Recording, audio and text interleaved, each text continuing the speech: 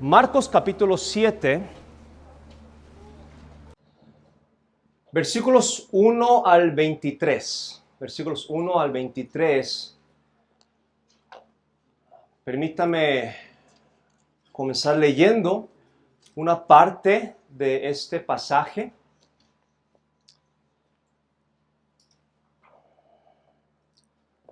Permítame leer solamente de los versículos 1 al 16. Marcos 7, 1 al 16, y comenzaremos en esta mañana. Dice la palabra de Dios: se juntaron a Jesús los fariseos y algunos de los escribas que habían venido de Jerusalén, los cuales, viendo a algunos de los discípulos de Jesús comer pan con manos inmundas, esto es, no lavadas, los condenaban.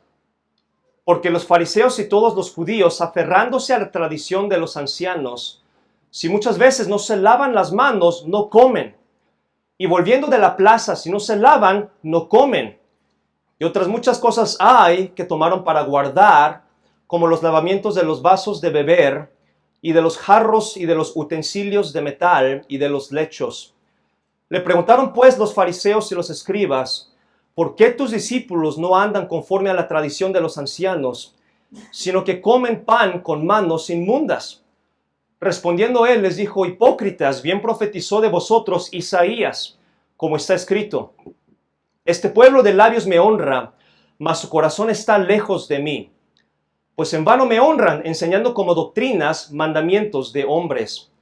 Porque dejando el mandamiento de Dios, os aferráis a la tradición de los hombres, los lavamientos de los jarros y de los vasos de beber, y hacéis otras muchas cosas semejantes. Les decía también: bien invalidáis el mandamiento de Dios para guardar vuestra tradición. Porque Moisés dijo: honra a tu padre y a tu madre, y el que maldiga al padre o a la madre muera irremisiblemente. Pero vosotros decís: basta que diga un hombre al padre o a la madre, es corbán, que quiere decir mi ofrenda a Dios, todo aquello con que pudieran ayudarte. Y no le dejáis hacer más por su padre o por su madre, invalidando la palabra de Dios con vuestra tradición que habéis transmitido. Y muchas cosas hacéis semejantes a estas. Y llamando así a toda la multitud, les dijo: oíd todos y entended, nada hay fuera del hombre que entre en él que le pueda contaminar, pero lo que sale de él, eso es lo que contamina al hombre. Si alguno tiene oídos para oír, oiga. Después de sanar a los enfermos en Genezaret, se topó con algunos de los fariseos y de los escribas que habían venido de Jerusalén. Y aparentemente en esa historia, los discípulos después de ese día se sientan a comer. Y aparentemente es en ese mismo instante que aparecen los escribas, los fariseos, y tienen este conflicto, tienen este choque, porque los fariseos ven a los discípulos que se sientan a comer y quizás han estado observándolos por algún tiempo, pero se percatan que no se han lavado sus manos. Y se acercan a Jesús y le dice: oye, ¿por qué tus discípulos no siguen la tradición de los ancianos? ¿Por qué ellos no hacen lo que saben que debemos de hacer, lo que nuestros líderes espirituales nos han enseñado? Y Jesús responde apuntando, no solamente respondiendo, pero diciendo: hipócritas, ustedes por su tradición contradicen los mandatos de Dios. Y en este pasaje, Jesús nos enseña que la verdadera pureza no es una pureza ritual. Y vamos a entender por qué Jesús regaña a los fariseos y a los escribas. Y vamos a entender qué es verdadera pureza. Entonces, ¿qué será? Porque hablamos de la pureza moral y sabemos que es importante la pureza. La Biblia habla de la santidad. Pero, ¿qué será pureza? Bueno, primero vamos a comenzar con los errores que los fariseos y los escribas cometieron. ¿Qué errores cometieron? ¿Qué errores cometieron? ¿Cómo es que llegaron a este punto? Si notan, versículo 2, la Biblia dice: los cuales, viendo a algunos de los discípulos de Jesús comer pan con manos inmundas, esto es, no lavadas, Dice, los condenaban. Versículo 2. Dice, los condenaban. Ahora, ¿por qué? Porque el enfoque de estos fariseos estaba en la pureza ritual. Lo que les interesaba, lo que a ellos les interesaba era que era una pureza ceremonial. Ellos desarrollaron su propia lista de cosas que hacer, que no hacer, a tal grado que Jesús les dice, es que llegaron a tal extremo que ya están invalidando la palabra de Dios, creyendo que están haciendo un bien para Dios. Es algo que Jesús lo rechaza. Versículo 6 dice, respondiendo él les dijo, hipócritas, bien profetizó de vosotros Isaías. Como está escrito, este pueblo de labios me honra, mas su corazón está lejos de mí. Pues en vano me honran enseñando como doctrinas, mandamientos de hombres. Vamos a hacer una pausa y regresar al Antiguo Testamento. ¿De dónde salió esto? Lavamiento de las manos. Bueno, lo que sí sabemos es que en Éxodo 30, no tienen que ir ahí, no voy a ir allá, Dios sí les había enseñado que los sacerdotes que iban a entrar al tabernáculo, que tenían que lavarse las manos. Y los fariseos, de alguna manera, extendieron esa enseñanza, lo evolucionaron a tal grado que ahorita estaba obligando a todos los judíos a hacerlo y en todas las ocasiones. Por eso la Biblia misma decía, ¿no? Que después de llegar, si no comen, si no se lavan las manos, entonces no comen. Mi pregunta es, ¿qué tal si hay tacos de calle? Una vez que llegan, ¿cómo hay que lavarse ¿dónde hay que lavar las manos?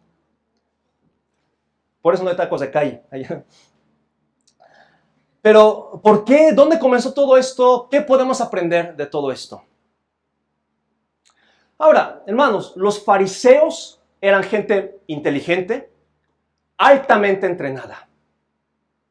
Entonces, no es que fueron diluidos, no es que no estaban pensando, era gente muy inteligente, excepcionalmente inteligente, era gente altamente entrenada. Pero hay algunos detalles que debemos de considerar porque no solamente es una persona o dos personas, es un grupo de personas altamente inteligente que están creyendo en algo que seguramente ellos sabían que no era la palabra de Dios. ¿Cómo llegaron allí? ¿Cómo llegaron a tener sus rituales, sus ceremonias, sus reglas? A tal grado que Jesús mismo les dice, es que ni siquiera eso ya es de Dios. Ustedes lo están haciendo. Entonces, ¿cómo llegaron ahí? Y en breve vamos a tratar de entender eso. Bueno, los fariseos, la secta o el grupo o la organización fue creada antes del nacimiento de Jesús. En el periodo que, si usted lo estudia, se conoce como el periodo intertestamental entre el Antiguo y el Nuevo Testamento. Hay un poquito más de historia, pero si ayer recibieron el anuncio, lo vieron, lo desarrollamos desde Nehemías un poquito más, pero los fariseos fueron formados antes del nacimiento de Jesús y comenzaron con buenas intenciones de guardar la ley. La verdad sí comenzaron con las buenas intenciones de guardar la ley y para asegurarse, ¿se acuerdan todo el lío, todo el drama de Nehemías? Y bueno, desde ahí parte la idea de que hay que asegurarse que ya no tenemos el lujo de apartarnos de la palabra de Dios, de los caminos del Señor. Entonces de ahí salieron varios grupos escénicos y uno de ellos son los fariseos, otros son los celotes, o sea, hay varios grupos que nacieron para tratar de guardar la ley, para tratar de asegurar que no iban a caer otra vez por el exilio babilónico. Entonces, para asegurar que querían guardar la ley, crearon prácticas, crearon hábitos y enseñaron prácticas para asegurar, para proteger a las personas de no quebrar la ley. No sé si me explico. Entonces, de la ley, de la enseñanza de la palabra de Dios, con el buen corazón, con la convicción de querer asegurar de que la siguiente generación, que sus hijos, que los demás no cayeran en esto, ellos empezaron a agregar, y de ahí vienen las tradiciones de los ancianos. Entonces, cuando dice de la tradición de los ancianos, no se refiere a Moisés, se refiere de estos primeros fariseos. Jesús se enfrenta se especula, con la segunda o hasta la cuarta generación de fariseos. Okay, entonces, estos fariseos tenían mucho conocimiento, mucha enseñanza que fue sobrepuesta, a tal grado que cuando llegamos al tiempo de Jesús, tenían reglas para todo. Hasta ayunar 2 veces a la semana, hasta cuándo lavar, dónde lavar, cuándo hay que lavar. Tenían reglas para todo. Marcos 7:5, Jesús dice, le preguntaron pues los fariseos y los escribas, preguntan, ¿por qué tus discípulos no andan conforme la tradición de los ancianos? Entonces, lo que nació del buen corazón, después de la segunda, tercera, cuarta generación, eran muchas reglas solamente, es todo lo que se quedó, y dice, ¿por qué no andan conforme a la tradición de los ancianos? Sino que comen pan con manos inmundas, ¿no? Versículo 8 también dice, porque dejando el mandamiento de Dios, ahora sí Jesús responde, os aferráis a la tradición de los hombres, los lavamientos de los jarros, de los vasos de beber y así otras cosas, otras muchas cosas semejantes. Ahora, como es tradición oral, cada fariseo enfatizaba lo que él quería enfatizar. ¿Ok? ¿Están pudiendo ver algunas similitudes hoy en día? Versículo 13. Noten esta palabra clave. Invalidando la palabra de Dios con vuestra tradición que habéis transmitido. Jesús dice, ustedes transmitieron. La palabra correcta que debería de ser ahí es que cada generación ustedes redescubrieron la verdad y siguieron de convicción.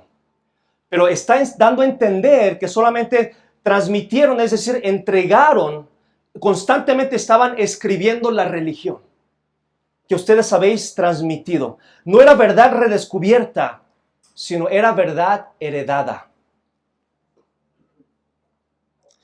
Entonces, y aquí termina esta parte de la historia. Como pasaron algunas generaciones, lo que comenzó por convicción, pusieron reglas, estándares por convicción, por protección. Aquí está, míreme acá. Se volvió el objetivo. ¿Ok? Lo que comenzó para proteger, se volvió el objetivo. Y mucha religión hoy ha caído en eso. Es decir, lo que comenzó por convicción, terminó en imitación. Hay que preguntarnos de vez en cuando, hermanos, ¿por qué hacemos lo que hacemos? Genuinamente, ¿por qué hacemos lo que hacemos? Porque mi temor es que comencemos con un buen corazón, pero después de un tiempo que terminemos haciéndolo por imitación. Entonces, ¿cuál es el problema de los fariseos? Que heredaron prácticas huecas, pero no convicción. Su celo era agradar a sus mentores, no era el apegarse a la palabra de Dios. Fueron formados por las tradiciones más que por la palabra de Dios. Y como eso fue lo que aprendieron, ellos pensaron, pureza ritualista, ¿ok? Ellos pensaron, si yo tengo pureza ritual, yo soy espiritualmente puro también. Nada que ver, pero llegaron a pensar eso. Es fácil caer en el tradicionalismo farisaico hoy en día también. Hay elementos en mi vida, en su vida, que lo hacemos por conformismo externo y no por convicción interna. Lo que nos importa es cómo la gente nos ve, más que en verdad es lo que estoy creyendo, que salga de mi convicción. No estaremos nosotros tratando de sustituir la obediencia por actividad espiritual. Porque somos activos en la iglesia, en el servicio, en grupos o después en las comunidades, en los módulos. Quizás pensamos, yo estoy bien con Dios.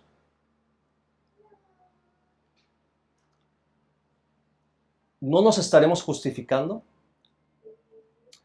¿Por servir en la iglesia invalidamos responsabilidades en mi familia?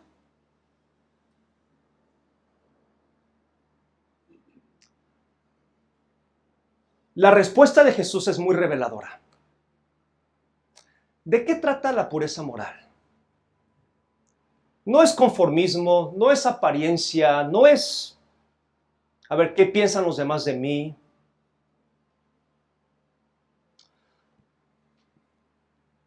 Los fariseos argumentaron la pureza moral. Y se me hace interesante por qué Jesús responde con la ilustración, o más bien, con el quinto mandamiento. ¿Por qué no le refuta la pureza moral, sino que le responde con amarás a tu hijo, amarás a tu hijo, amarás a tu madre y a tu madre? ¿Por qué responde sobre eso? ¿Por qué es esa su respuesta? Hay una palabra que se repite 2 veces en este texto y es la palabra honra. Y ahorita lo vamos a ver, pero quiero que me escuchen. Voy a leer versículos 9 al 13. Dice, les decía también, bien invalidáis el mandamiento de Dios para guardar vuestra tradición. Porque Moisés dijo, versículo 9, ¿verdad? Porque Moisés dijo, honra a tu padre y a tu madre, y el que maldiga al padre o a la madre muera irremisiblemente.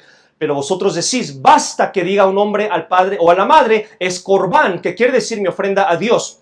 Todo aquello con que pudiera ayudarte, y no le dejáis hacer más por su madre, por su padre o por su madre, invalidando la palabra de Dios con vuestra tradición que habéis transmitido. Ok, vamos a llegar al único punto central de este mensaje, así que si se perdió de todo, esto no se lo pierda.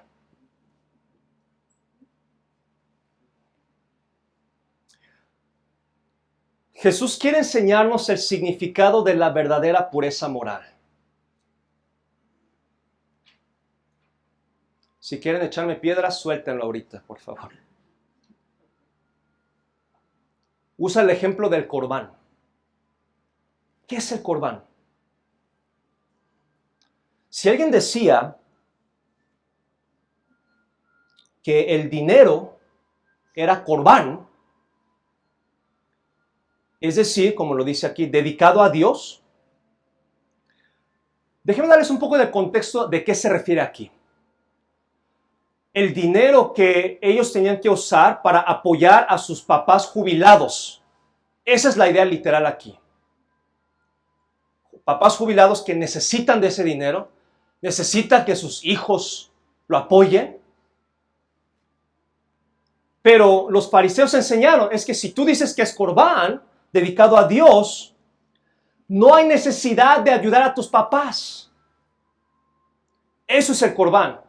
El peor del caso, hay mucha evidencia de que los fariseos recibían ese dinero y ni siquiera lo depositaban en el tabernáculo. Lo usaban para ellos mismos. Y enseñaban que era lo correcto hacer. ¿Me están siguiendo? Parecían santos. Ay, es que es corbán, es mi ofrenda a Dios. Pero estaban ignorando la obediencia, y aquí está la palabra clave. ¿Están conmigo? Honra. Estaban ignorando la honra.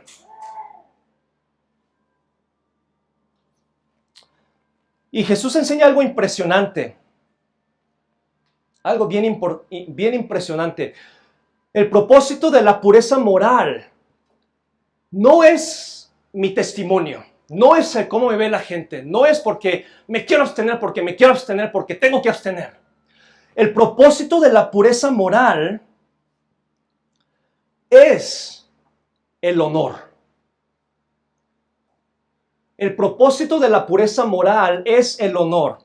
Pureza moral es rehusar aceptar lo que contamina. Es una protección, es un vallado.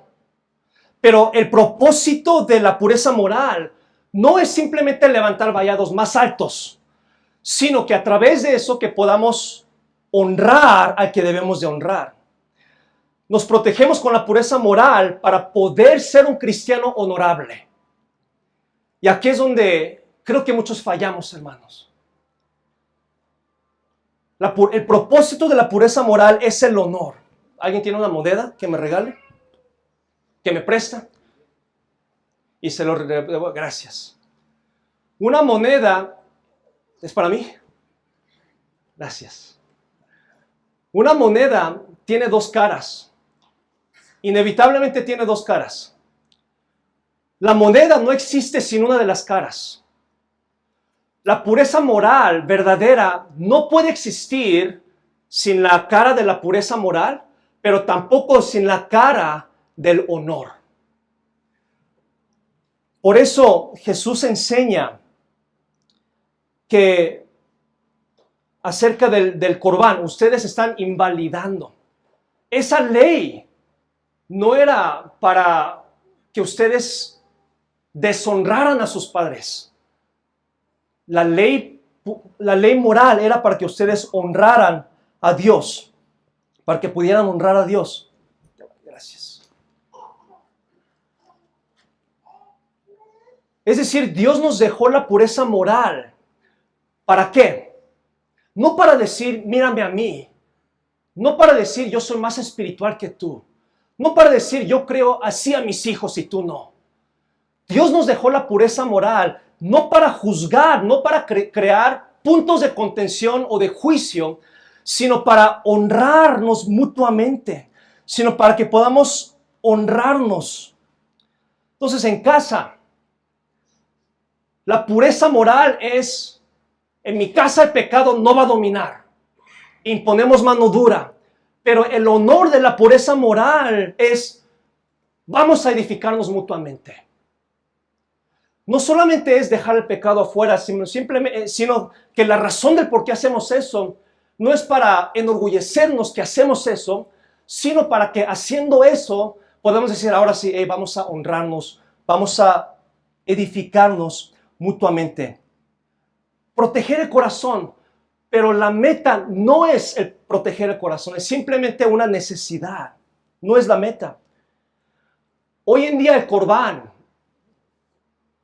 lo vemos efectuándose en al menos dos extremos. Corbán. Algunos dicen que por ser fundamental debe estar correcto. Otros dicen que por la libertad que Dios nos ha dado, todo es permisible y nadie me puede decir nada. En ambos extremos, eso es Corbán.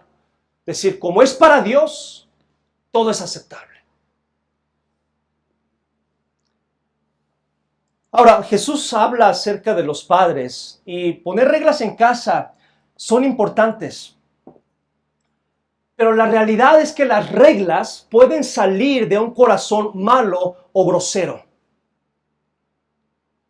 Entonces, los que somos padres, no se trata de cuántas reglas tengo o de qué manera opera las cosas en la casa, sino porque si trato como Corbán, mis hijas, ¿dónde están? Bueno, hoy perdí a dos.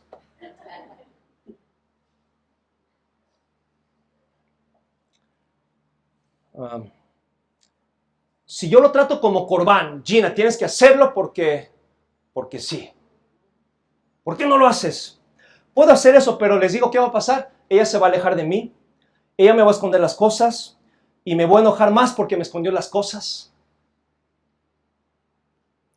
Por más que sean mis hijas, si no hay un trato de honor, serán mis hijas, pero tienen emociones, tienen pensamientos, tienen heridas.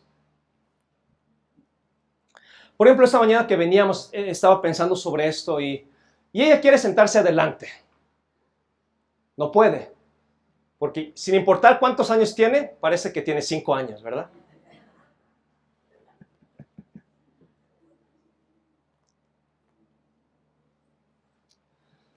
Ella quiere sentarse y me dice, papá, bueno, es que fue mi error.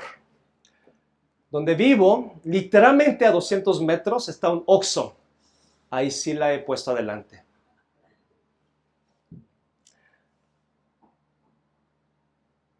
Pero si yo le digo, si me pregunta, papá, ¿me puedo sentar adelante? Y le digo, ¿qué no usas tu cerebro? Si le digo, piensa. Si le digo, no, no seas tonta. Bueno, no le diría eso. Tonta. Si le digo, si le digo, ¿qué te crees? Vete allá, ya no me preguntes. ¿Qué no sabes que no es un no? Deja de preguntar. Yo puedo hacer eso. Bueno, no, yo no, mi esposa quizás.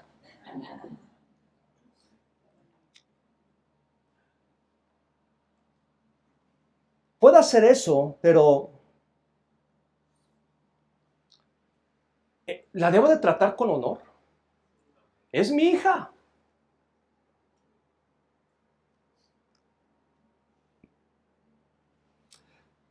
Debo comportarme honorablemente. ¿Se merece mi honor? Al menos no se merece mi abuso.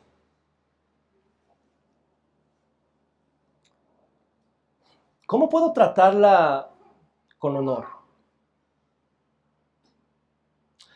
Es un ejemplo tonto, pero la regla no es para decir, no, vete atrás, no me hables, estás castigada. ¿Habría cumplido yo con la ley? Sí. Pero ¿es eso lo que Dios quiere de mí? Entonces el propósito de la pureza moral no es la pureza moral, es que a través de eso haya honor. Antes de que ella sea mi hija, le digo que es hija de Dios.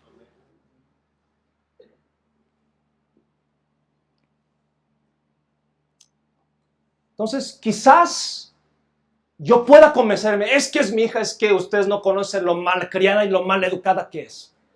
Les digo algo, yo voy a dar cuentas con Dios sobre cómo la traté. Yo. Dios me va a pedir cuentas a mí por mis hijas.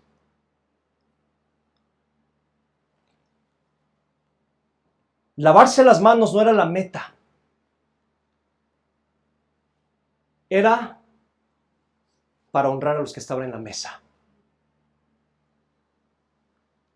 Entrar en el tabernáculo con las manos lavadas era para demostrar el respeto a Dios, para ejemplificar la pureza de Cristo también, pero lavarse las manos no era la meta, la ofrenda a Dios con el corbán no era la meta. Eso no nos hace más espirituales, ni agrada a Dios si la meta es pureza moral. Es una necesidad, es una decisión por convicción, pero esa nunca debe de ser la meta. ¿Por qué? Es fácil imitar la pureza y lo podemos hacer groseramente y juiciosamente. Verdadera pureza tiene que ver con mi corazón. Y por eso el resto de los versículos, versículo 20, pero decía que lo que del hombre sale, eso contamina al hombre, porque de dentro del corazón de los hombres salen los malos pensamientos, adulterios, fornicaciones, homicidios, hurtos, avaricias, malicias, engaño, lascivia, envidia, maledicencia, soberbia, la insensatez. Todo esto de dentro sale y es lo que contamina al hombre. Entonces de nada sirve afuera ser los más perfectos, ser los más con más altos estándares, si por dentro no estamos limpios. En pocas palabras, la verdadera pureza no es pureza ritual, es pureza relacional. ¿Han visto cristianos que llevan 50 años en la iglesia y son los más groseros?